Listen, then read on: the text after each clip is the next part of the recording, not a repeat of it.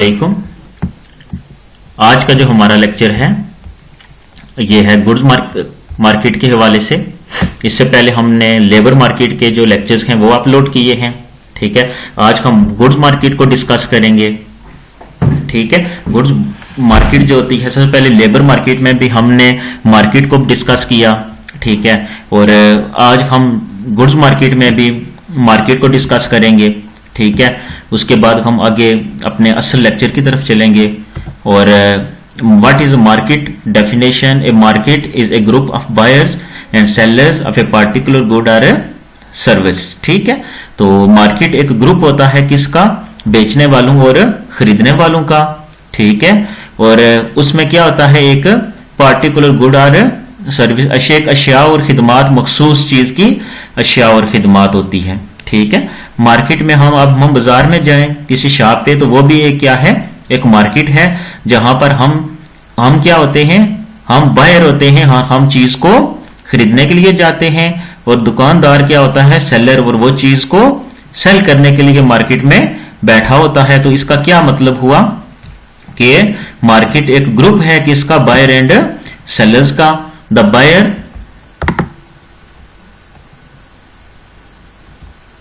The buyers as a group determine the demand for the product and the sellers as a group determine the supply of the product. अब जो seller होते हैं उनका जो group होता है वो सप्लाई को डिटरमिन कर रहे होते हैं, यानी उस चीज को मुहैया कर रहे होते हैं। सप्लाई मीन चीज को मुहैया करना, चीज की रसद करना। और जो डिमांड करने वाले होते हैं, ये जो बायर्स होते हैं, वो किसको डिटरमिन करते हैं? डिमांड को। ठीक है, वो तलब करते हैं ना। जो बायर होता है ये तलब करता है, और जो सेलर है उसका ग्रुप अगर हो गया तो वो क्या करेगा? सप्लाई करेगा प्रोडक्ट को। ठीक है, तो ये है मार्केट। ठीक है, मार्केट एक ऐसा ग्रुप किसका? बायर और सेलर का। ठीक है, जो किसी चीज की मखसूस चीज को क्या करें? डिटरमिन करें। ठीक है, आपस में एक दूसरे के साथ लेन देन करें। ठीक है, और बायर चीज को बाय करता है, कंज्यूमर ये सेलर चीज को सेल करता है। ठीक है, नेक्स्ट चलते हैं हम। अब चूंकि the market forces of demand and supply है, तो मार्केट को हमने डिस्कस कर लिया। तो अब हम डिस्कस करने जा रहे हैं डिमांड को। The quantity demanded of any good is the amount of the good that buyers are willing and able to purchase. the quantity demanded. ठीक है, अब डिमांड बेसिकली या डिमांडेड भी इसको बात का हम कह सकते हैं। ठीक है, तलफ़्फ़ुज़ मुख्तलिफ हो सकते हैं। तो क्वांटिटी जो डिमांडेड होती है बेसिकली, अब आपने देखा होगा एक होती है, इसी के जो है ना मिलता जुलता लफ्ज होता है वांट। ठीक है, WANT, वांट, जिसको हम कहते हैं ख्वाहिश।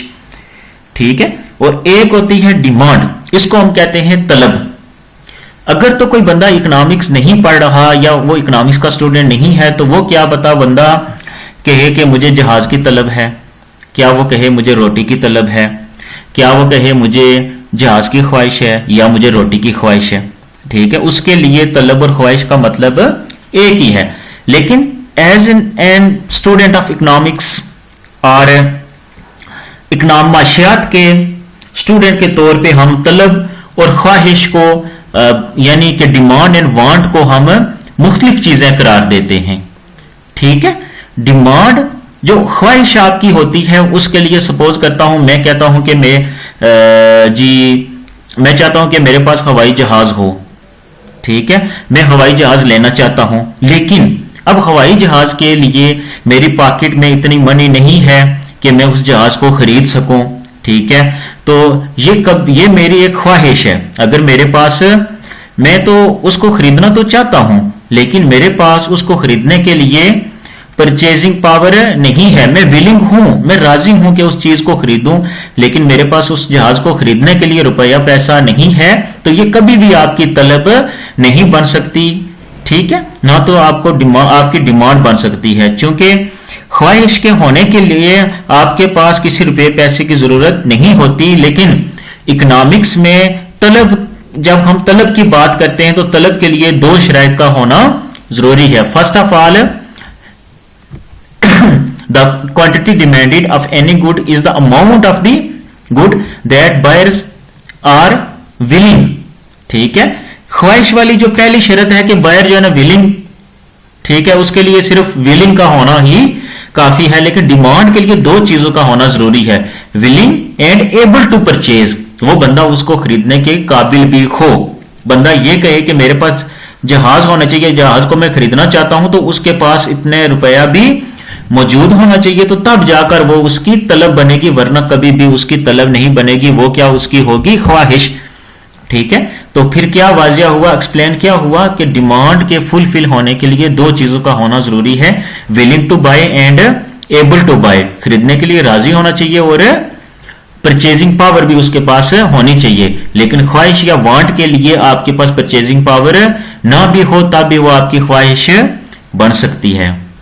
लेकिन डिमांड के होने के लिए दो शराइत का पूरा होना लाजमी है। कौन सी, willing and able to purchase, और willing to buy and able to buy. आगे है जी कि लॉ ऑफ डिमांड। आपने देखा होगा कि डिमांड सिर्फ कुछ जो है चीजें होती हैं जो डिमांड पे असरअंदाज होती हैं। डिमांड बेसिकली खुद में तो कुछ नहीं है ना। अगर मैं जो है हर चीज जो है ना खरीदने ही लग जाऊं, ठीक है, ऐसी बात तो नहीं है। मेरी डिमांड पे भी कुछ जो है ना इफेक्ट्स होते हैं। मैं उनको कम खरीदूंगा, ज्यादा खरीदूंगा, क्यों कम खरीदूंगा, क्यों ज्यादा खरीदूंगा उस चीज को, ठीक है, वो चीज मुझे कितनी सेटिस्फेक्शन किस पॉइंट पे देगी, ठीक है, मैं किस चीज को देकर उसे खरीदूंगा, ठीक है। तो उसके लिए हम कुछ हदूद और क़यूद बनाते हैं। हदूद और क़यूद हमारी हम हदूद और क़यूद को जो है ना फॉलो करते हैं, कुछ हमारी लिमिटेशन होती है, ठीक है। तो फिर हम एक लॉ लेकर आते हैं, कानून, ठीक है। और ये जो कानून है बेसिकली इकोनॉमिक्स के, economics is a social science subject, ठीक है। पहले भी मैं आपको बता चुका हूं कि ये एक समाजी इल्म है। समाजी इल्म इंसान के रवैयों से ताल्लुक रख रहा होता है, बिहेवियर है इंसान का, ठीक है। जैसे सोशियोलॉजी में हम इंसान के सोशियोलॉजिकल बिहेवियर को पढ़ते हैं, ठीक है, मशरती रवैयों को। और इकोनॉमिक्स में हम इंसान के या माशरे में लोगों रहने वाले लोगों के जो बिहेवियर हैं या रवैये हैं उनको माशी तौर पर डिस्कस करते हैं, ठीक है। कानून ये चेंज हो, जो कानून सोशल साइंसेज के हैं या समाजी उलूम के हैं वो चेंज हो सकते हैं। जो नेचुरली साइंसेज हैं जैसे फिजिक्स है, केमिस्ट्री है, ठीक है, इनके जो है ना सदियों से चले आ रहे हैं वही कानून जो साइंटिस्ट ने जो है ना प्रेजेंट किए थे, अपनी थ्योरीज दी थी। लेकिन इकोनॉमिक्स एक ऐसा, ये सोशल साइंस कोई भी है, उसमें आपकी सियासत है, माशियात है, मास कम्युनिकेशन है, ठीक है, आपका लिटरेचर है, ये सारे के सारे सोशल साइंस हैं। तो इनके जो तजुर्बात होते हैं वो इंसानों पर किए जाते हैं। और आपको पता है कि इंसान जो है 1 मिनट पहले कुछ होता है तो 2 मिनट पहले कुछ हो जाता है। ऐसे ही मिसाल आप दे लें, क्लास में बैठा हुआ स्टूडेंट, क्लास में कुछ और होता है, जब उसे स्टेज पर बुलाया जाए तो वो कुछ और हो जाता है ना। तो अगर पानी जो है ना डेस्क पे पड़ा हो पानी और उसको स्टेज पे लेकर आ जाए तो पानी ही रहेगा।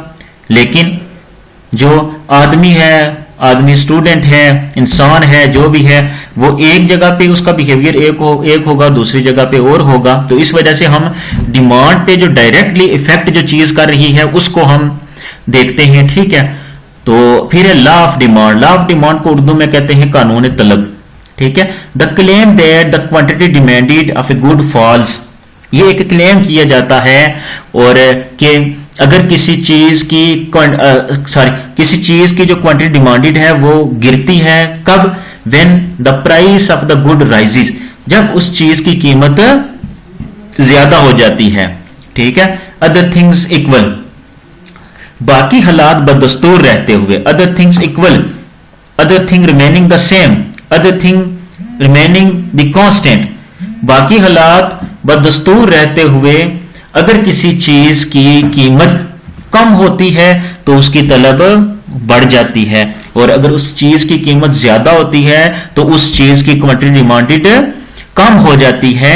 ये जो लॉ ऑफ, इसको हम डिमांड कहते हैं, ठीक है। The claim that the quantity demanded of a good falls when the price of the good rises, other things equal, ठीक है।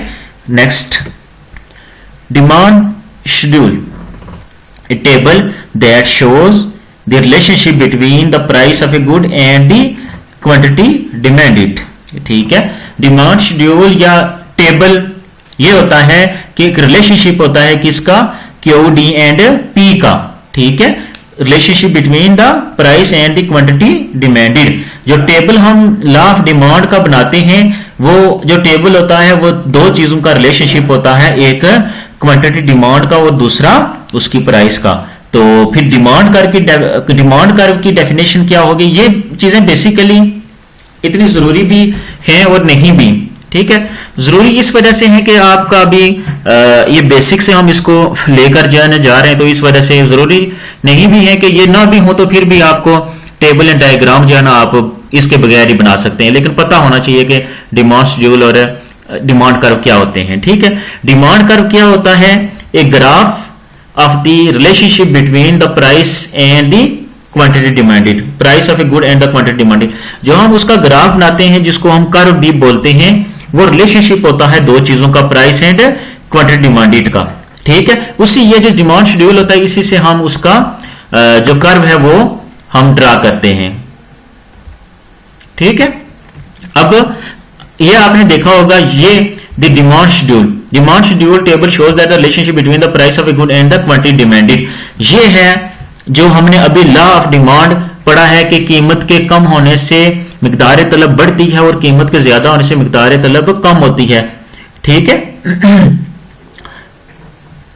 अब ये जो है आपका ये प्राइस ऑफ लेटिस है, ठीक है, और क्वांटिटी ऑफ टी डिमांडेड, ठीक है। और ये प्राइस, इसकी जगह आप, ये मैंने आगे इसको एडिट किया था क्वांटिटी ऑफ टी डिमांडेड में, ठीक है। तो इसकी जगह आप अगर टी करना चाहें, क्योंकि ये मैंने इसको किया था ताकि वो थोड़ी सी जो एग्जांपल है आपके लिए आसान हो जाए, ठीक है। तो प्राइस ऑफ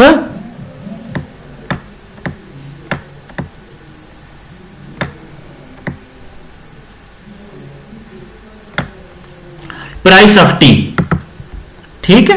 तो प्राइस ऑफ टी क्या है,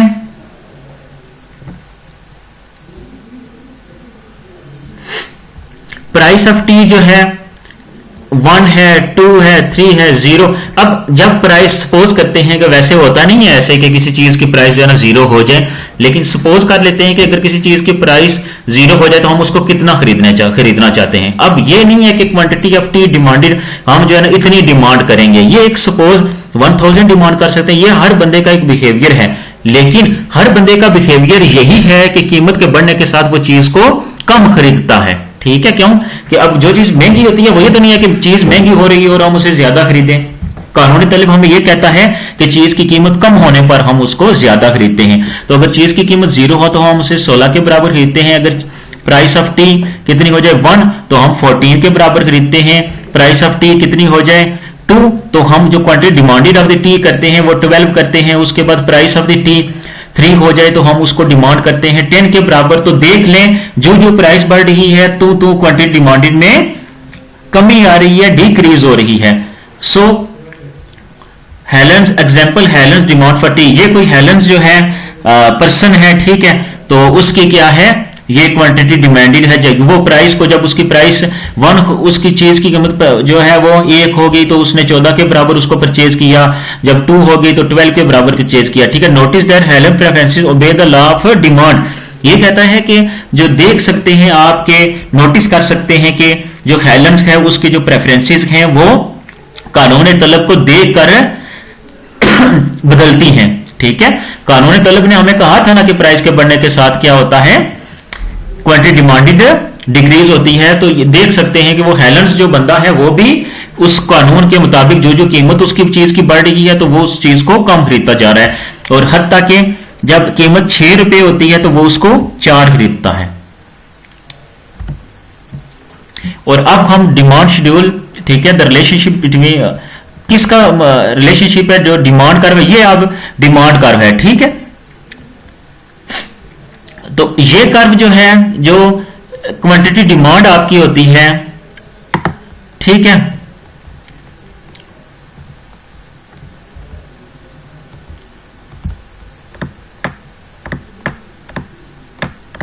जो आपकी क्वांटिटी डिमांड होती है, ठीक है, या इसको हम जिसे कहते हैं हम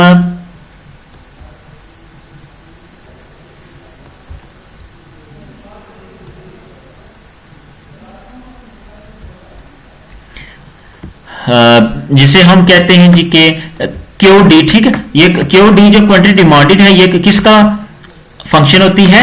ये पी का, ठीक है। जैसे हमने क्वांटिटी ऑफ लेबर के किसका जो फंक्शन था,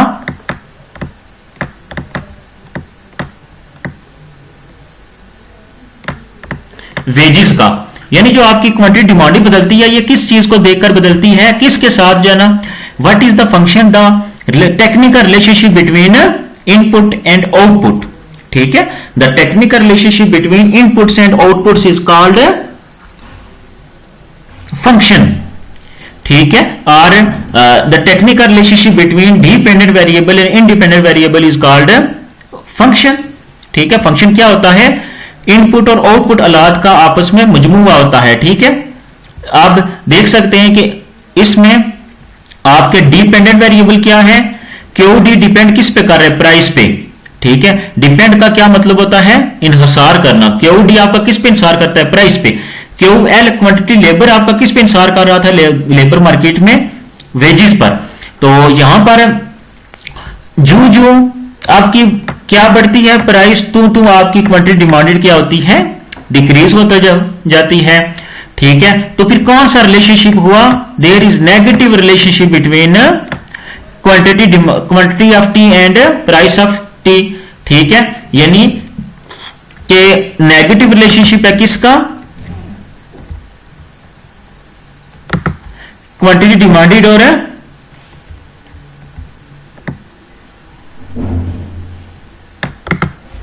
नेगेटिव रिलेशनशिप है क्वांटिटी डिमांडेड और क्वांटिटी प्राइस का,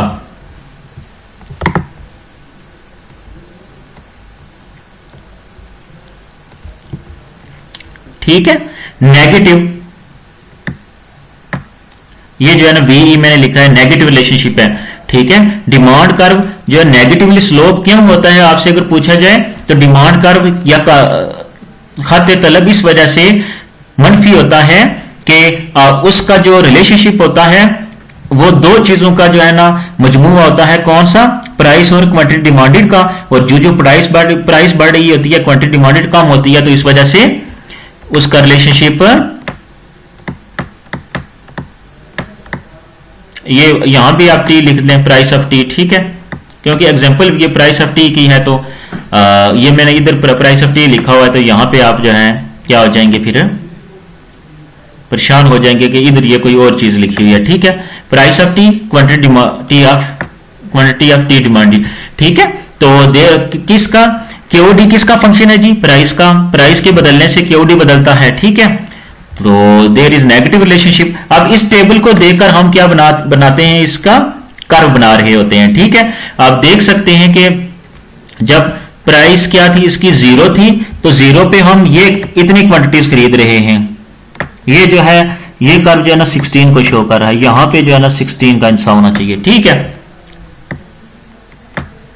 और जब प्राइस 1 पे थी तो क्वांटिटी डिमांडेड आपकी कितनी पे हो गई? 14 पे 14 हो गई। और जब प्राइस 2 थी तो आपकी क्वांटिटी डिमांडेड कितनी है? 12। प्राइस 3 पे 10, ठीक है। उधर से वो इनसे देखकर इधर से हम इस टेबल को सारी कर्व को हम ड्रा कर सकते हैं। 4 पे 8, 5 पे 6 और 6 पे 4, ठीक है। तो ये हो गया लॉ ऑफ डिमांड, उसकी डेफिनेशन, डिमांड का कर्व, ठीक है, और डिमांड का टेबल, लॉ ऑफ डिमांड का टेबल और कर्व। अब वो तो हमने इंडिविजुअली तौर पे देखा था किसी एक बंदे की क्या जी डिमांड, ठीक है। अब मार्केट डिमांड, एक से ज्यादा बंदों की डिमांड, ठीक है। 2 बंदे, 3 बंदे, 4 बंदे, ठीक है। तो market demand versus individual demand. The quantity, यहां से देखें, the quantity demanded in the market is the sum of the quantities demanded by the all buyers at each price, ठीक है। आपके जो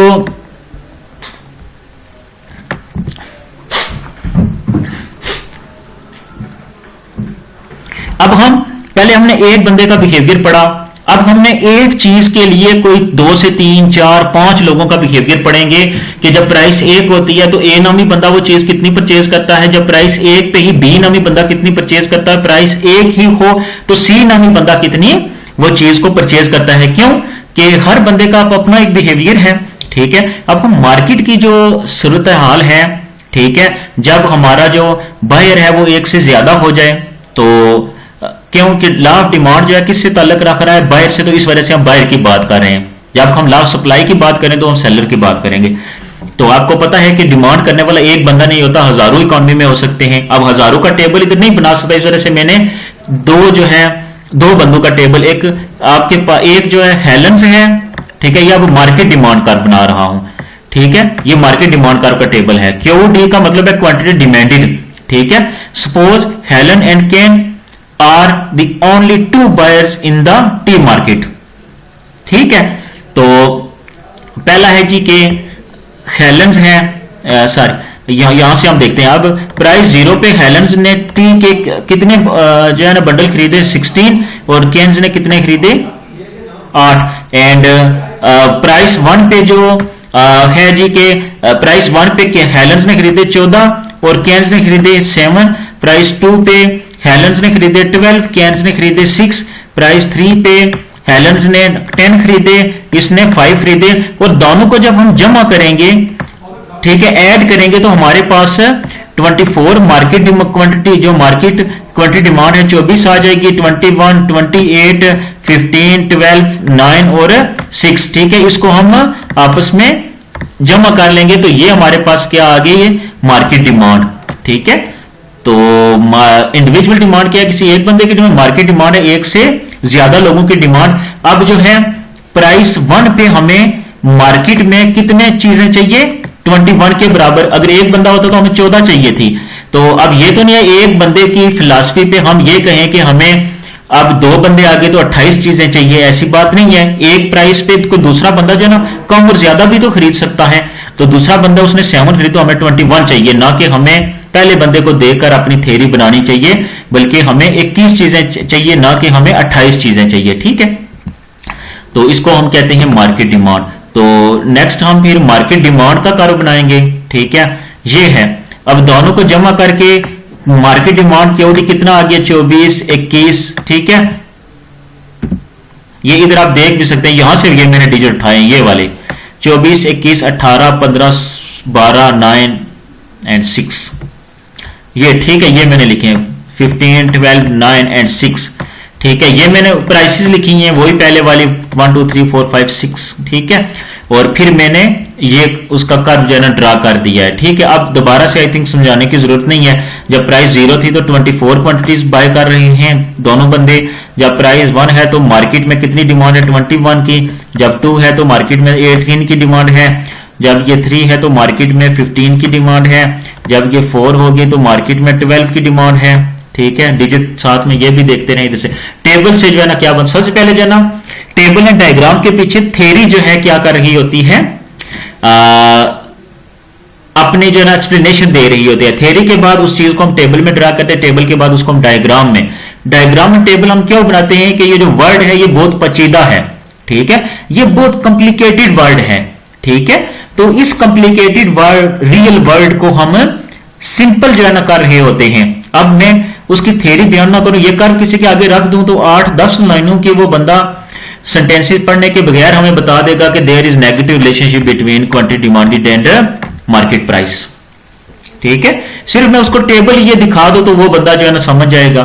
ठीक है, तो सिर्फ 2 डिजिट में 0 और 1 का लिख दो तो वो बंदा समझ जाएगा कि ये कौन सा लॉ है, ये क्या चीज बयान कर रहा है। तो ये इतनी पेचीदा वर्ड में फिर हम टेबल एंड डायग्राम हम उस चीज को सिंपल करने के लिए हम जो है यूज करते हैं इकोनॉमिक्स में। ठीक है, अच्छा एक बात और है कि ये एक बुक से मुझे और जो है ना मिला था, इस तरीके का भी आप ऐसे भी जो है बना सकते हैं। हमने उधर जो है हेलेंस एंड केन्स का जो मार्केट डिमांड कर्व हमने एक बनाया है। इधर ये देखें, कोई कैथरीन्स है और ये निकोलस है। ठीक है, इन दोनों का जो है उसने पहले देखें प्राइस 0 है, 0.5 है, 1, 1.5, 2, 2.5 एंड 3। तो सबसे पहले उसने कैथरीन का डिमांड कर्व बनाया है, ये वाला, ठीक है, और उसने प्राइसेस क्या की हैं, ऐसे और क्वांटिटी डिमांडेड को आपस में जोड़ दिया है, ठीक है। जैसे 0.5 पे कितनी है उसकी, 0.5 पे जो कैथरीन की डिमांड है वो 10 है, तो ये है आपका 0.5, तो कैथरीन की डिमांड को उसने यहां से ये मिला दिया है, ठीक है। तो ऐसे ये हो गया कैथरीन। उसके बाद पीछे हमने वो एक कर्व में दोनों को शो कर दिया, तो यहां उसने कैथरीन और उसका अलग से कर्व बनाया है, ठीक है। फिर उसने निकोलस का डिमांड कर्व बनाया है, और प्राइसेस तो वही है ना, सेम। जो निकोलस की ये क्वांटिटी डिमांड है, ठीक है, प्राइस 0 पे 7, ये प्राइस 0 है और ये 7 है। उसके बाद 0.5 है, तो 0.5 पे निकोलस की जो क्वांटिटी डिमांड है वो 6 है। ऐसे उसने सब पॉइंट्स को जोड़ा है, ठीक है। और ये पॉइंट जो है ना उसने वाजिया रखा है ताकि इस पॉइंट को देकर आप सारे वाले पॉइंट समझ जाए, ठीक है। और उसके बाद उसने मार्केट का फिर तीसरा कर्व जो बनाया है वो हमने पीछे जो एक ही बनाया वो ये वाला है, ठीक है। और फिर इसने दोनों को कहा है कि जब मार्केट में प्राइस किसी की 2 हो, ठीक है, यहां की आपको किसी और चीज की मिसाल हो, आइसक्रीम की इसने दी हुई है, ठीक है, यहां पे आइसक्रीम वो मार्केट को लेकर चल रहा है। तो जब मार्केट में आइसक्रीम की प्राइस 2 हो, तो मार्केट अगर 2 बंदे डिमांड करने वाले हैं तो उनकी जो क्वांटिटी डिमांड है वो कितने के बराबर होगी, 2 प्राइस पे 7। जब प्राइस 2 है, कैथरीन 4 डिमांड कर रही है, निकोलस 3 डिमांड कर रहा है, और मार्केट की डिमांड कितनी है, 7, ठीक है, 2 पे फिर ये 7, ठीक है। इसको हम कहते हैं मार्केट डिमांड का। एंड डिमांड का शिफ्टर्स पहले हमने पढ़ा कि Q D is equal to function of price, ये है लॉ ऑफ डिमांड।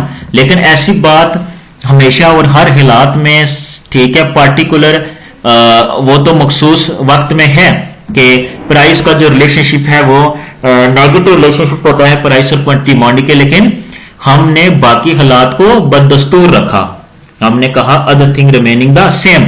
वो other thing remaining the same वाले फंक्शन कौन से हैं? अब आपने देखा होगा कि आप सिर्फ आप किसी चीज को, आपको गाड़ी अच्छी लग रही है तो प्राइस को तो नहीं देखेंगे ना, बाइक अच्छा लग रहा है प्राइस को तो नहीं देखेंगे, या आपको वो उस गाड़ी की जरूरत है तो आप प्राइस को तो नहीं देखेंगे, उधार लेकर जो है ना वो ले लेंगे, ठीक है, या वो आप हर सूरत में उसको लेना चाहेंगे, ठीक है, उसको बाद में पैसे भी दे देंगे। तो मजबूरी भी तो होती है ना बंदे को, सिर्फ प्राइस को देखकर तो नहीं बंदा जो है चीज को छोड़ सकता या ले सकता। तो जब वो बाकी हालात बददस्तूर ना रहे, बाकी हालात सेम ना रहे, वो बाकी हालात कौन से हैं? वो बाकी हालात देखें, Q D is equal to function of T.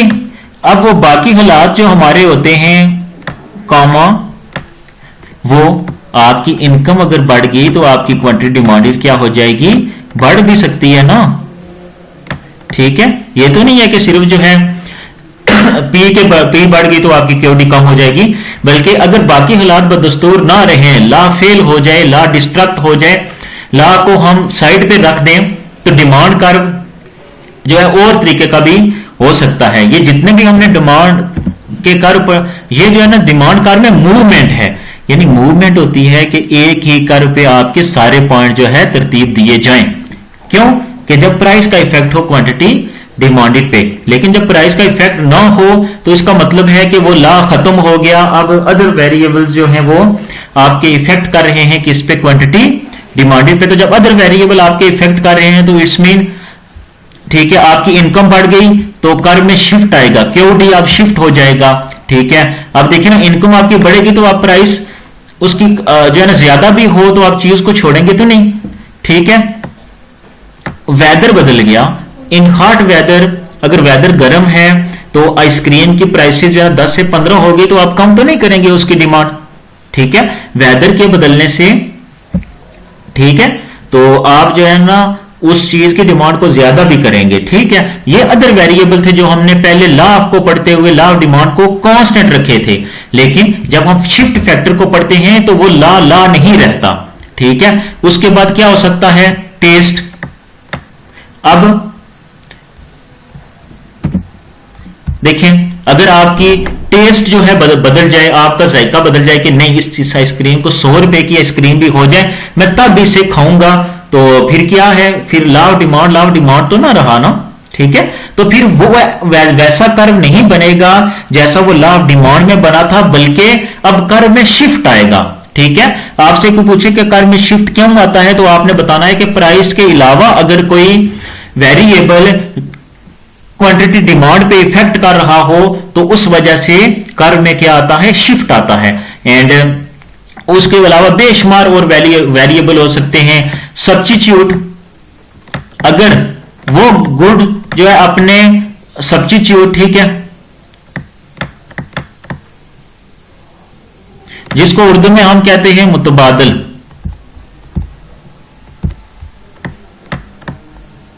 अगर वो चीज सपोज करते हैं कि अपने मुतबादल के मुकाबले में सस्ती है तो हम उसको ज्यादा खरीद लेंगे, अगर वो अपने मुतबादल के मुकाबले में महंगी है तो हम उसको कम परचेज करेंगे, ठीक है। सब्स्टिट्यूट भी होती हैं बात चीजें, ठीक है। इस तरीके से भी वो आपकी क्वांटिटी डिमांड पे इफेक्ट आ रही होती है। तो हम देखते हैं कि क्या चक्कर है इसमें। अब डिमांड कर शिफ्टर्स, नंबर ऑफ बायर्स, ये भी एक इफेक्ट है, ठीक है। अगर देखिए अब प्राइस वाला वो चक्कर गुजर चुका है। सबसे पहले आपका जो इक्विलिब्रियम, जब आप इस पॉइंट पे थे, आप इस प्राइस P1 पे आप डिमांड कर रहे थे D1, ठीक है। लेकिन इकोनॉमी में ऐसा हुआ कि टी डिमांड करने वालों की या आइसक्रीम डिमांड करने वालों की या लेट्स डिमांड करने वालों की आबादी बढ़ गई, नंबर ऑफ बायर्स बढ़ गए। डिमांड कर शिफ्टर्स, नंबर ऑफ बायर्स का बढ़ना, increase in number of buyer, increase quantity demanded at each price, shift D curve to the right.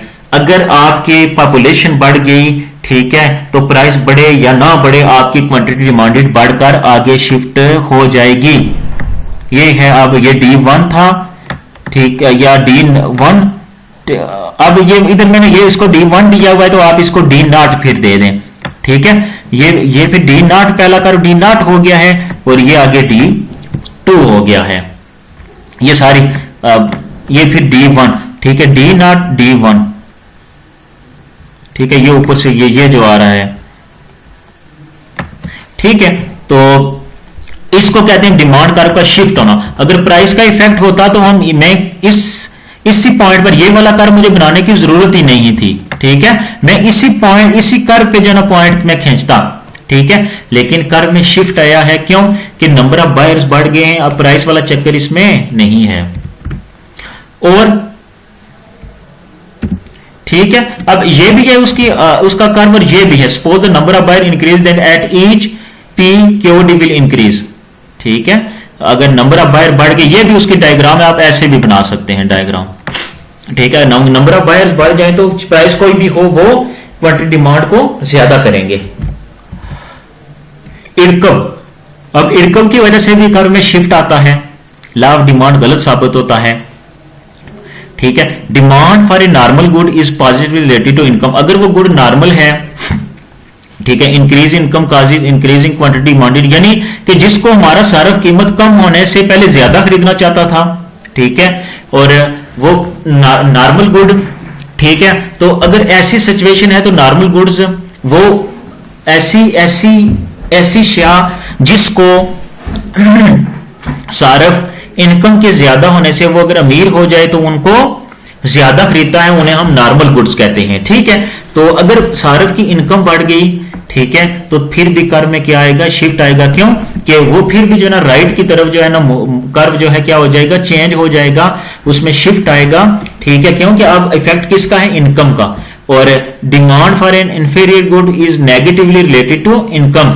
और अगर देखें इनकम की वजह से डिमांड, ये वाली पहले हमारी मार्केट में ये वाली डिमांड हो रही थी, ये पी था आपका और ये क्यू था, ठीक है। लेकिन आपकी इनकम बढ़ने से नॉर्मल गुड है तो उसकी डिमांड यहां पे आ गई। लेकिन अगर वो गुड जो है ना इंफीरियर गुड्स है, जिसको हम घटिया चीज भी बोलते हैं, यानी जिसकी इनकम अगर सार्फ की ज्यादा हो तो वो उसको कम खरीदता है, तो ये आपका पहला इनिशियल कर्व है। और ये फिर कर्व आपका डिमांड इधर मूव कर जाएगा, ठीक है, घटिया चीज की सूरत में, ठीक है। तो इनकम के बढ़ने से नॉर्मल गुड्स को सार्फ ज्यादा खरीदता है और इनकम के कम होने से इंफीरियर गुड्स को सार्फ कम खरीदता है, उसे छोड़ देता है, अच्छी गुड की तरफ जाता है। और डिमांड कर्व जो प्राइस ऑफ रिलेटेड गुड्स, ठीक है, जो एक दूसरे पे जो है ना एक दूसरे के साथ जो रिलेट कर रही होती हैं, अब उसकी वजह से भी कर्व में शिफ्ट आता है। मैंने आपको बता दिया है कि शिफ्ट का मतलब है कर्व का पूरा हिस्सा बदल जाना, नया कर्व वजूद में आ जाना। और मूवमेंट का मतलब है कि उसी कर्व पे पॉइंट बने। उसी कर्व पे क्यों पॉइंट बनते हैं? प्राइस की वजह से। शिफ्ट क्यों होता है? अदर देन प्राइस की वजह से, ठीक है। तो two goods are substitute if an increase in the price of one causes an increase in the demand for an other। दो गुड्स आपस में क्या हो सकती हैं? आपस में मुतबादल हो सकती हैं, जैसे पेप्सी एंड कोक, ठीक है। ये आपस में पेप्सी एंड कोक क्या है जी?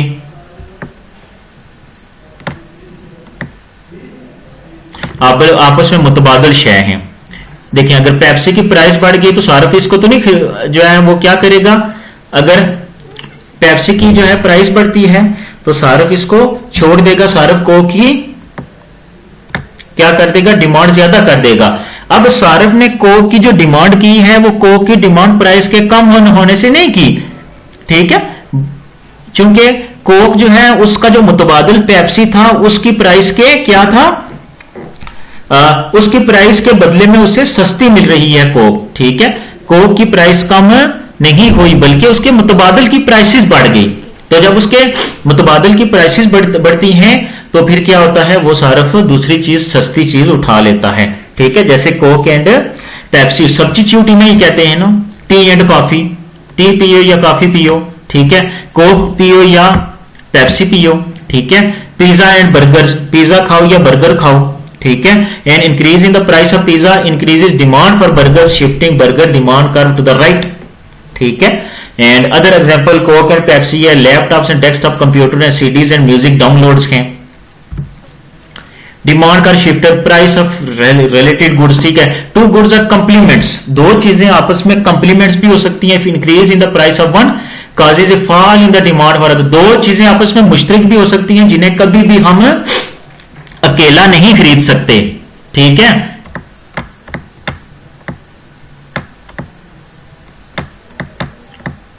बैट एंड बॉल, गेंद और बैट को आप कभी भी अकेला नहीं खरीद सकते। बैट खरीदेंगे तो गेंद की जरूरत पड़ेगी, गेंद खरीदेंगे तो बैट की जरूरत पड़ेगी, ठीक है। इनको कहते हैं हम कंप्लीमेंट्स। ये भी जो है डिमांड कर्व पे शिफ्ट का असर डालते हैं। Two goods are complements if an increase in the price of one causes a fall in the demand for other. Suppose करते हैं कि सार्फ इन दोनों चीजों को खरीद रहा था, लेकिन एक वक्त ऐसा हुआ कि बैट की क्या बढ़ गई? प्राइसेस बढ़ गई। अब सार्फ बैट की प्राइसेस बढ़ने से बॉल भी कम खरीदेगा, ठीक है। अब आप देखें कि बॉल की प्राइसेस तो चेंज नहीं हुई ना, ठीक है। क्यों उससे सार्फ ने कम खरीदा? क्यों उसने सार्फ ने इसको डिक्रीज किया? क्यों कि इसके जो कंप्लीमेंट्स है उसकी प्राइसेस बढ़ गई, ठीक है। बैट की प्राइसेस बढ़ गई, बॉल की प्राइस नहीं बढ़ी, तो सार्फ ने उसकी वजह से इसको कम खरीदना शुरू कर दिया। और इसकी मिसालें क्या हुए जी? कंप्यूटर खरीदेंगे तो सॉफ्टवेयर तो खरीदेंगे ही, सॉफ्टवेयर की प्राइसेस इंक्रीज होने से कंप्यूटर हम कम खरीदेंगे, ठीक है। अगर विंडो ही जो है विंडो देखें, विंडो 7 हम खरीदते हैं, दूसरी साइड पे हम एक डेस्कटॉप पीसी खरीदते हैं, तो एक साइड पे अगर विंडो जो है 400 रुपया मतलब मार्केट से हमें वो हम इंस्टॉल भी करवा सकते हैं, ठीक है। तो हम ले भी सकते हैं, 50 रुपए की विंडो की सीडी मिलती है, ठीक है।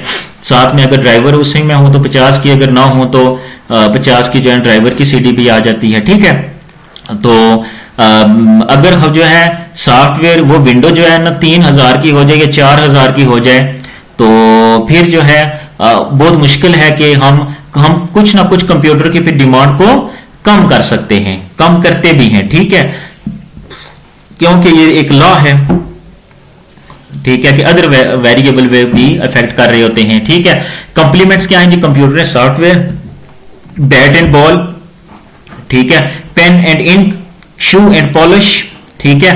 People buy fewer computers and therefore less software demand curve shift left. ठीक है, ये लेफ्ट राइट कब आएगा ये आपको आप इल्म होना चाहिए इसका, ठीक है। तो अदर एग्जांपल क्या है, college tuition and text books. Demand curve shifter test, ठीक है, टेस्ट की पहले मैंने आपको एग्जांपल दी, ठीक है। टेस्ट लोगों का बदल गया, लोग उस चीज को ज्यादा खरीदना चाह रहे हैं, तो डिमांड कर वो राइट पे शिफ्ट आ जाएगा। Anything that causes a shift in taste toward a good will increase demand for that and shift its D curve to the right। Demand curve shifter expectations, expectations क्या है जी,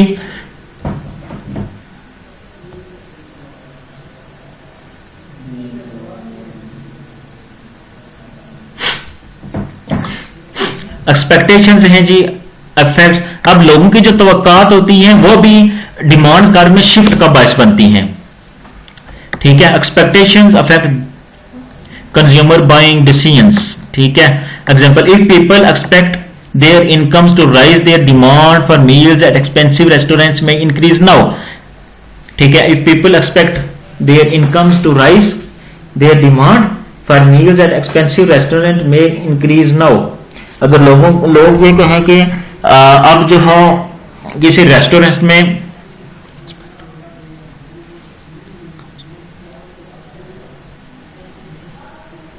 अगर लोग ये तवक्कात रखेंगे कि नेक्स्ट जो है ना एक हफ्ते तक, कल परसों 2 मिनट 1 घंटे के बाद उनकी जो इनकम है वो बढ़ जाएगी, उनके पास पैसा आ जाएगा, तो वो किसी एक्सपेंसिव होटल पे खाना खाने के लिए चले जाएंगे, चाहे प्राइस जो भी हो, ठीक है।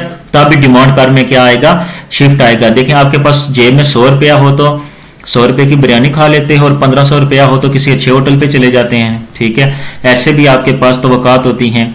अब मुस्तकबिल में बंदा हो कि मैं अमीर हो रहा हूं तो बंदे की और एक्सपेक्टेशंस होती हैं, ठीक है। If the economy shows and people worry about their future job security, अगर इकोनॉमी में कुछ तहफुजात आ गए हैं, ठीक है, अगर जो है तहफुजात यानी कि अगर people worry about their future job, अगर लोग जो है ना अपनी फ्यूचर जॉब के बारे में सिक्योर नहीं है, ठीक है, तो सिक्योरिटी नहीं है, डिमांड फॉर न्यू ऑटोज में फॉल नाउ, तो वो जो है क्या करेंगे, सपोज करते हैं कि मैं अगर एक बंदा है वो कहेगा कि यार 2 मंथ के बाद मैं बेरोजगार हो जाऊंगा, ठीक है, तो वो अपने एक्सपेंसेस को आज ही कम कर देगा। प्राइस के बढ़ने या कम होने पे उस पर असर नहीं हो रहा, उसकी जो एक्सपेक्टेशंस हैं बेसिकली वो बदल गई हैं,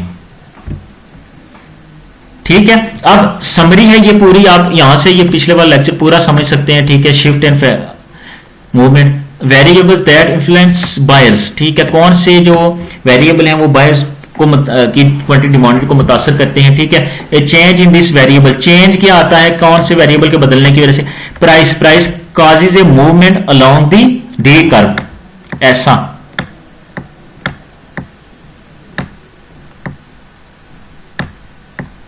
ये कहता है कि प्राइस के बदलने की वजह से ऐसा जो है डिमांड कर्व सारफ का बनता है, यानी मूवमेंट अलोंग द कर्व होती है, ठीक है।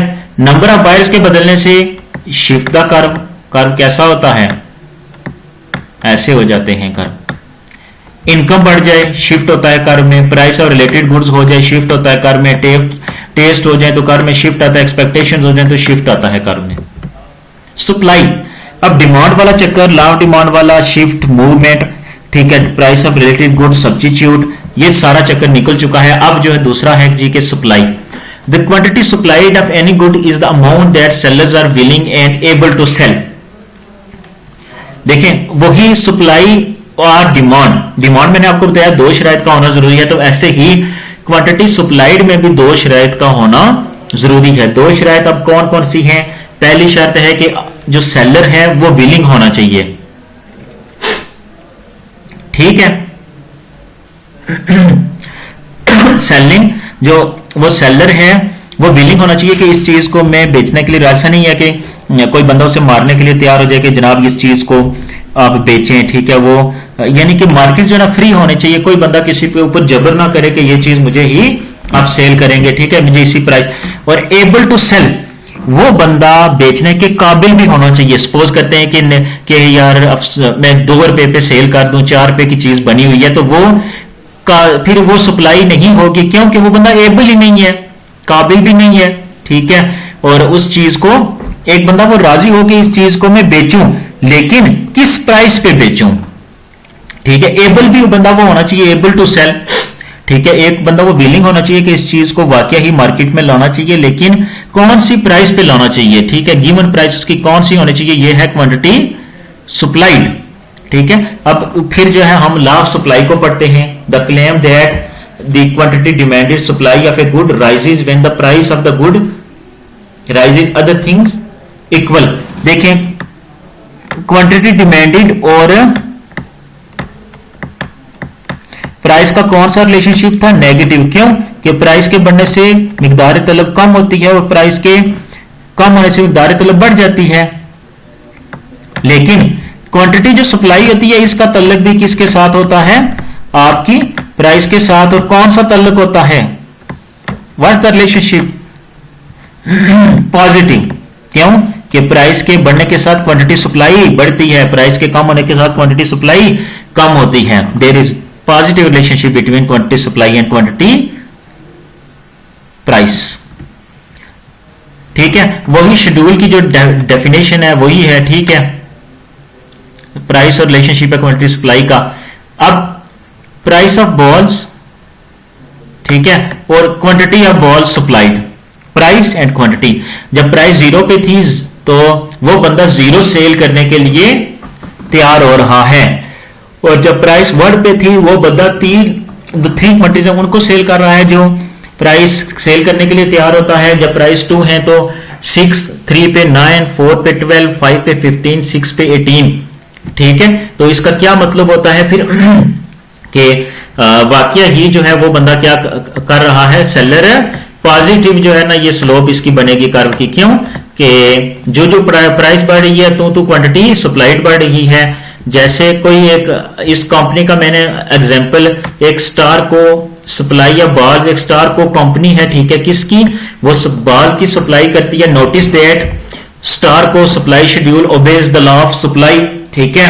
आप नोटिस कर सकते हैं कि जो स्टार को कंपनी है वो लॉ ऑफ सप्लाई को फॉलो कर रही है। जो प्राइस ज्यादा हो रही है वो ज्यादा चीजों को सप्लाई कर रहे हैं, ठीक है। सप्लाई शेड्यूल कर्व है ये देख सकते हैं, पीछे वाला टेबल मैंने उठाया और ये मैंने कर्व बनाया है। 0 पे वो बंदा 0 सेल कर रहा है, यानी कि कोई भी क्वांटिटी सेल करने के लिए तैयार नहीं है।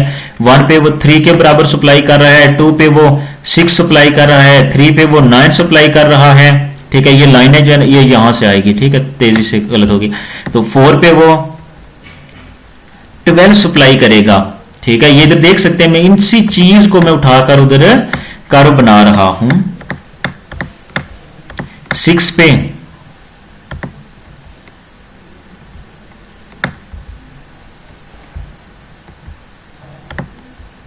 18, 5 पे 15। तो अब ये इसका क्या कौन सा रिलेशनशिप है, ये पॉजिटिव है क्योंकि दोनों साइड से चीजें जो है वो अप हो रही हैं। अब है जी कि मार्केट सप्लाई, जैसे हमने मार्केट डिमांड पढ़ी, अब मार्केट डिमांड में एक से ज्यादा लोग शामिल थे। और अब ऐसा तो नहीं है ना कि सिर्फ इंडिविजुअल डिमांड होती है, सप्लाई में भी सप्लायर भी तो एक से ज्यादा हो सकते हैं। तो सप्लायर भी हैं, एक स्टार को कंपनी वाला बंदा बाल्स को सप्लाई कर रहा है और दूसरा बंदा डायमंड कोई कंपनी है, ठीक है। ये दोनों जो है ना बॉल को सप्लाई करते हैं।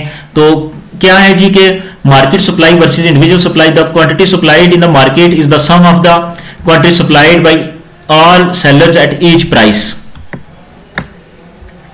ठीक है। जो सारे सेलर जो है ईच प्राइस पे, क्योंकि ये इसमें कोई भी सेलर जो है ना अपनी तरफ से प्राइस को चेंज नहीं कर सकता, प्राइस तो सेम ही रहेगी, ठीक है।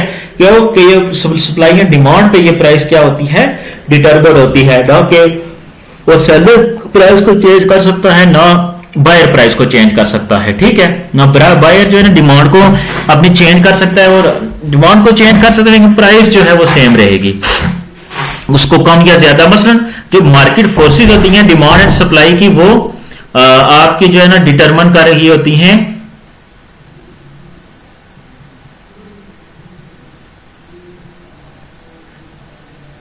जो मार्केट फोर्सेस होती हैं वो आपकी सप्लाई किसको कर रही होती हैं सॉरी, जो मार्केट फोर्सेस हैं वो डिटरमिन कर रही होती हैं आपकी डिमांड एंड सप्लाई को, ठीक है। मार्केट फोर्सेस सारी जो आपकी मार्केट फोर्सेस होती हैं वो आपकी प्राइस एंड क्वांटिटी डिमांडेड को क्या कर रही होती हैं, डिटरमिन करती हैं।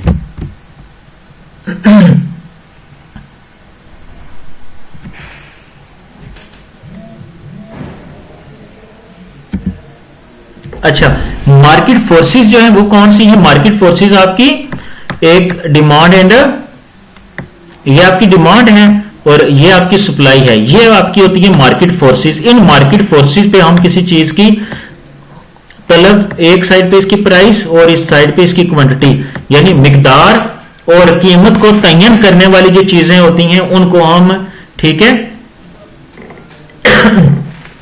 मार्केट फोर्सेस कहते हैं।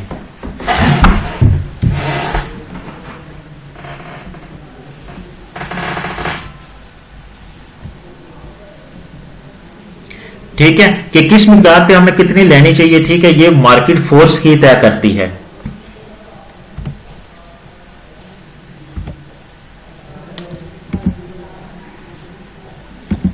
अब ये वाला कर्व वही जो है जैसे हमने सप्लाई मार्केट डिमांड का कर्व बनाया था, तो उसको उसी को फॉलो करके आप जो है ना इसको भी बना सकते हैं, मार्केट सप्लाई कर्व को। सप्लाई कर्व शिफ्टर्स, ठीक है, जैसे डिमांड कर्व पे शिफ्ट करने वाले फैक्टर हमने डाले थे, ऐसे ही जो सप्लाई को भी कुछ कर्व जो है शिफ्ट करते हैं। कौन से? The supply curve shows how price effects quantity supplied other thing beings equal, बाकी हालात बदस्तूर रहते हुए, ठीक है। तो शिफ्ट दीज अदर, ठीक है, कि बाकी हालात बदस्तूर रहते हुए अगर किसी चीज की प्राइस बढ़ती है तो उसकी क्वांटिटी डिमांडेड, उसकी क्वांटिटी सप्लाई भी बढ़ती है। Q D is equal to Q S is equal to function of price. Q S जो फंक्शन है वो किसका है? प्राइस का है। प्राइस के बढ़ने के साथ आपकी क्वांटिटी सप्लाई क्या करती है? बढ़ती है, ठीक है। लेकिन ये अदर जो वेरिएबल है अगर ये इक्वल ना रहे हैं तो other variable are non price determinants of supply. ये प्राइस के अलावा जो डिटर्मिनेंट जो सप्लाई को डिटर्मिन कर रहे होते हैं ये वो वाले होते हैं। Changes in them shift the S, अगर ये तब्दील हो जाए, ठीक है, अगर ये इक्वल ना रहे तो तब्दील हो जाए तो फिर कर्व में क्या आता है? शिफ्ट आता है, ठीक है, प्राइस के अलावा। इनपुट प्राइसेस, ठीक है, एक शिफ्ट ऐसे भी सप्लाई कर्व में आ सकता है कि अगर जो है इनपुट की प्राइसेस जो है वो क्या हो जाए? इनपुट की prices, example of input prices wages prices और रॉ मटेरियल्स, ठीक है, ये इनपुट हैं फैक्ट्री में। ये fall in the input prices makes production more profitable at each output price, so firms supply a larger quantity eight each price and the S supply का the shift the right. अगर क्या कहता है कि अगर input की जो price है वो कम हो जाए, अगर इनपुट की प्राइस कम हो जाए तो जो सप्लायर है वो उसी प्राइस पे सप्लाई को बढ़ा देगा, ठीक है, क्योंकि इनपुट की प्राइसेस कम हो गई हैं। और कर्व, अब कर्व में क्या आएगा? शिफ्ट आएगा। ये देखें, पहला सप्लाई का कर्व ये था, अब सप्लाई का कर्व नीचे शिफ्ट हो गया है। नीचे का राइट की तरफ शिफ्ट होने का मतलब है कि सप्लाई बढ़ गई। Suppose the price of the thread, मैंने एग्जांपल दिया है कि अगर धागा एक स्टार डायमंड कंपनी या स्टार को कंपनी जो है वो बॉल्स को क्या कर रही है? सप्लाई कर रही है। तो सपोज करते हैं कि इनपुट की प्राइस, रॉ मटेरियल की जो प्राइस है, अभी हमने कहा कि रॉ मटेरियल की जो प्राइस है वो कम हो गई, ठीक है। रॉ मटेरियल बाल बनाने के लिए धागा चाहिए, चमड़ा चाहिए। सपोज करते हैं कि धागे की जो प्राइस है वो गिर जाती है। धागे की प्राइस गिरने के साथ जो अब जो सेलर है उनको, जो प्रोडक्शन करने वाले उनको फायदा होगा ना, तो उनको जब फायदा होता है उस प्राइस पे वो क्या करते हैं? और जब उनकी मसलन धागे की प्राइसेस गिरती हैं, at each price the quantity of ball supplied will increase by 5 in this example, ठीक है। अगर पहले कीमत 1 रुपया थी, उस 1 रुपये पे धागे की प्राइस गिर गई तो इसका मतलब है कि सारफ को और आजिर को और फायदा होगा, प्रोड्यूसर को। तो वो 5 अब सेल नहीं करेगा बल्कि और क्वांटिटी, ताकि ज्यादा लोगों को मिले, वो 10 क्वांटिटीज सप्लाई कर देगा और मार्केट में, ठीक है। तो कर्व क्या हो जाएगा? शिफ्ट हो जाएगा, ठीक है। अब सपोज करते हैं कि पहले प्राइस 2 थी तो वो 10 क्वांटिटीज को सेल कर रहा था, लेकिन अब धागे की कीमत कम हो गई है तो अब और ज्यादा वो चीजें प्रोड्यूस करेगा और बाल्स प्रोड्यूस करे तो 15 बाल्स मार्केट में ले आएगा, ठीक है। ये होता है शिफ्ट। अब टेक्नोलॉजी की कीमतें अगर कम हो जाएं, ठीक है, तो क्या होगा कि फिर भी सप्लाई कर्व में शिफ्ट आएगा। Technology determines how much inputs are required to produce a unit of output. A cost saving technological improvement has the same effect as a fall in the input price shift as S curve to the right. Technology भी ये एक जो है ना factory के लिए input होती है और इसकी भी प्राइसेस गिर जाएं तो फिर भी कर्व में क्या आएगा, शिफ्ट आएगा। ठीक है, सेलर्स, अगर मार्केट में सेलर्स की जो है तादाद ज्यादा हो जाए तो कर्व क्या हो जाएगा, शिफ्ट हो जाएगा। फिर वो 5 जो बाल थी वो 10 पे हो सकती हैं, ठीक है, 15 हो सकती हैं, 20 हो सकती हैं। क्यों कि अब सप्लाई करने वाले बढ़ गए। एक्सपेक्टेशंस, ठीक है, अब देखें एक्सपेक्टेशंस क्या होती हैं। ये जो एक्सपेक्टेशंस हैं ये भी सप्लाई कर को शिफ्ट करती हैं, ना कि मूवमेंट करती हैं। ठीक है, events in the Middle East, अगर मिडिल ईस्ट में lead to expectations of higher oil price, अगर मिडिल ईस्ट में ये एक्सपेक्ट किया जाए कि ऑयल प्राइसेस ज्यादा हो जाएंगी तो क्या होगा, जिन कंट्रीज ने ऑयल खरीदा होगा, मतलब पाकिस्तान है, पिछले दिनों में आपने देखा होगा कि प्राइस 70 पे आई, 70 पे पाकिस्तान में आई। ठीक है, तो तेल जो है ना वो जो है ना पेट्रोल एंड डीजल लोगों को मिल ही नहीं रहे थे। तो क्या होता है कि एक्सपेक्टेशंस जो होती हैं ये भी जो सप्लाई कर्व को ये शिफ्ट करती हैं, और एक्सपेक्टेशन अगर मुस्तकबिल में ये मैं मसलन सेलर हूं ऑयल का, ठीक है, मैं ऑयल की सप्लाई करता हूं, ठीक है, तो मेरी कंपनी है, मैं ऑयल खरीदता हूं ईरान से, ठीक है, ये सऊदी अरेबिया से, तो मैं ऑयल पाकिस्तान में लाऊंगा, 70 रुपए का मैंने लिया, तो मुझे पता चला कि अब जो है ना 2 दिनों के बाद जो है ना ऑयल की जो प्राइस है वो 110 रुपए हो जाएगी, ठीक है, सऊदी अरेबिया में। तो मैं क्या करूंगा, तो मैं उस ऑयल को जहीरा करके ये होल्डिंग्स करके रख दूंगा, तो मैं मुस्तकबिल में उसको बेचने की कोशिश करूंगा, लेकिन जो प्रेजेंट सप्लाई है मेरी वो कम हो जाएगी, मैं कम मार्केट में उसको लाऊंगा। इन रिस्पॉन्स, ठीक है, in response owner of Texas oil fields reduce supply now save some inventory to sell later at the higher price, S curve shift left. ठीक है, इन जनरली सेलर्स में adjust supply when their expectation of future prices change if good not perishable. ठीक है, ये सिर्फ उन goods के बारे में है जो गुड्स पायदार होती हैं, जिनको लंबे अरसे के लिए हम सेव करके रख सकते हैं, उन्हीं को हम जहीरा करते हैं ताकि ये चीज कल खराब ना हो जाए, कल हमने जब इसकी प्राइस ज्यादा होंगी तो उसको सेल कर लेंगे। लेकिन ये दूध हो गया, सब्जियां हो गई, फल हो गए, मछली हो गई, ठीक है, अंडे तो चले फ्रिज में जो है ना हम उनको सेव कर लेते हैं। ठीक है, इसको अंडों को भी ज्यादा अरसे के लिए हम सेव नहीं कर सकते।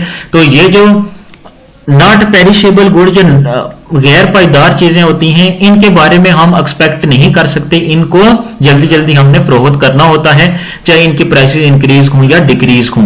लेकिन जो चीजें जिनको सेव या पेरिशेबल गुड के उनको हम लंबे अरसे के लिए सेव कर सकते हैं, उसके बारे में एक्सपेक्ट कर सकते हैं कि कल इनका मुनाफा ज्यादा होगा तो कल सेल करेंगे।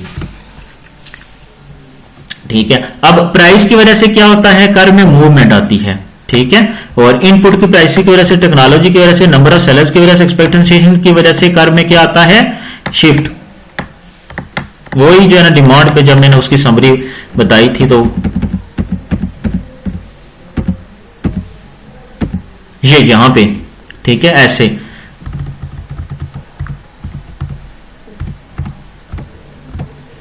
नेक्स्ट है जी कि supply and demand together, equilibrium हम पढ़ते हैं। What is equilibrium? When there is P has reached the level where quantity supplied equal quantity demanded, एक ऐसी प्राइस जहां पर तलब और रसद की कुतें आपस में बराबर हो जाए उसे हम कहते हैं मंडी का तवाजन या मार्केट इक्विलिब्रियम।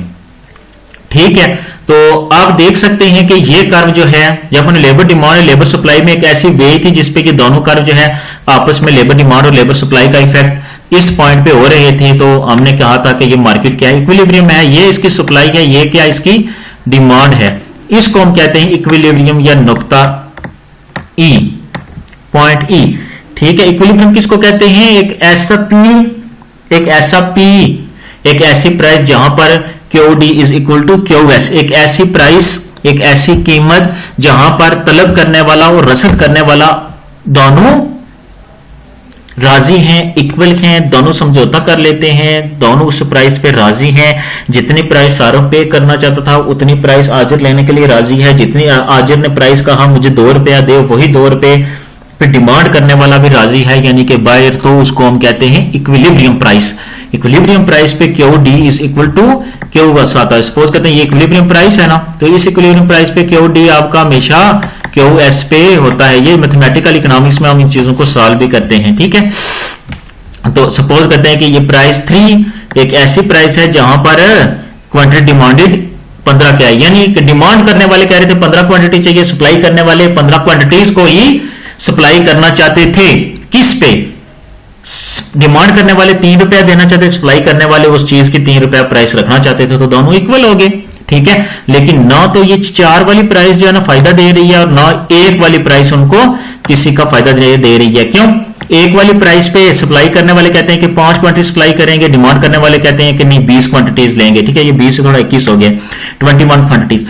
सो अगर इक्विलिब्रियम से ऊपर की बात की जाए तो डिमांड करने वाले कहते हैं कि हम 4 प्राइस पे हम 10 क्वांटिटीज लेंगे, और ये इधर कह रहे हैं नहीं जी कि हम जो है सप्लाई करेंगे 4 पे 21 करेंगे। तो इसका मतलब है कि ना तो इक्विलिब्रियम से ऊपर वाली चीज मार्केट को फायदा दे रही है, ना तो नीचे वाली चीज मार्केट या किसी एक बंदे को फायदा दे रहा है, ठीक है। तो equilibrium price that equates quantity supplied with quantity demand. अभी मैंने जो पीछे आपको वजाहत उर्दू में बयान की। अब ये इसका टेबल बना हुआ है, इस पे भी आप देख सकते हैं 0 प्राइस पे क्वांटिटी डिमांड करने वाला 24 है, क्वांटिटी सप्लाई करने वाला 0 है। इसका आपको पता होना चाहिए कि क्यों जो है जब प्राइस 0 होगी तो हमें तो सार्फ को तो फायदा है, वो ज्यादा से ज्यादा क्वांटिटीज को डिमांड करेगा, लेकिन सप्लाई करने वाला क्यों 0 पे करेगा? क्योंकि उनके इनपुट की प्राइसेस, लेबर को वेजेस दे रहा है, अपनी उसकी उजरत है, फैक्ट्री का वो मालिक है, उसके बिजली का बिल है, वो कभी भी 0 पे सेल नहीं करेगा। लेकिन जब प्राइस 1 होगी तो क्यू डी पे क्या मनफी असर पड़ेगा, क्योंकि प्राइस और क्यू डी का मनफी रिश्ता होता है, ठीक है, और प्राइस और क्यू एस का मुस्बत रिश्ता होता है, ठीक है। वो 5 को क्वांटिटी सप्लाई करने वाला 5 को सेल करेगा, 2 पे ये 18 हो जाएगा, ये 10 हो जाएंगी, और 3 पे ये दोनों क्या हो जाएंगी, इक्वल हो जाएंगी। लेकिन 4 एक ऐसी प्राइस है जहां पर ये 12 और ये 20। तो इक्विलिब्रियम किस पे है? फायदा मंडी को, दोनों सारफ हैं राजर को 3 पर। 3 एक ऐसी प्राइस ही है। पीछे ये कर्व भी आपने देख लिया, ये है मार्केट का तवाज़न, इक्विलिब्रियम इन गुड्स मार्केट, ठीक है। ये इक्विलिब्रियम क्वांटिटी वही चीज बयान की गई है। अब मार्केट में सरप्लस कब होता है?